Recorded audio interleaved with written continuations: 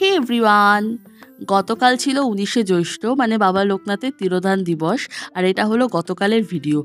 যদি আমি ভুল না বলি, এবছর ছিল ১৩৫তম তিরোধান দিবস। সে যাই হোক, বিয়ের পর থেকে আমি এসে দেখছি আমাদের ঠাকুরের সিংহাসনে বাবা লোকনাথ অধিষ্ঠিত রয়েছেন। তাই এই দিনটিতে শাশুড়ি তিনি তার সাধ্যমতো ঠাকুরের সেবা করেন।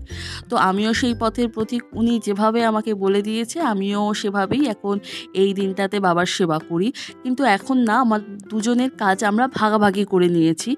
উনি থাকেন ভোগ রান্নার দায়িত্বে আর আমি থাকি ঠাকুর সাজানোর দায়িত্বে। তো যেমন কথা তেমন কাজ। সকালবেলা ঘুম থেকে উঠে সমস্ত ঠাকুরকে ফ্রেশ করে সাজিয়ে গুছিয়ে দেখো অলরেডি তাদের সামনে আমি প্রসাদ নিবেদন করে ফেলেছি। আর এই যে সাইডে বসানো, এটা আমাদের ছোট্ট বাবা লোকনাথ, যার সামনে আমরা ভোগ নিবেদনও করে ফেলেছি। এই যে বললাম শাশুড়ি ভোগ রান্নার দায়িত্বে থাকেন, তো আমাদের বেসিক্যালি সেদ্ধ অন্ন ঠাকুরের কাছে নিবেদন করা হয়। তারপর ইনি যে পুজো দিচ্ছেন, ইনি হচ্ছেন আমার শ্বশুরমশাই। উনি তো দীক্ষিত। তো আমি বিয়ের পর থেকে এসে দেখছি শাশুড়ি সব গুছিয়ে দেন আর উনি ঠাকুরের কাছে ভোগ নিবেদন করেন। তো আমাদের যজ্ঞ-ফজ্ঞের কোনো ব্যাপার নেই, তাই এই ঘরোয়া পুজো করে থাকি। আর ওই যে ভোগ, সেটাই আমরা দুপুরবেলা সকলে প্রসাদ হিসেবে গ্রহণ করে থাকি।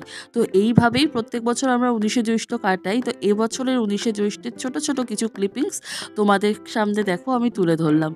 তোমাদের কেমন লাগলো জানিও, আর তোমরা কেমন করে কাটালে সেটা জানাতে ভুলো না কিন্তু।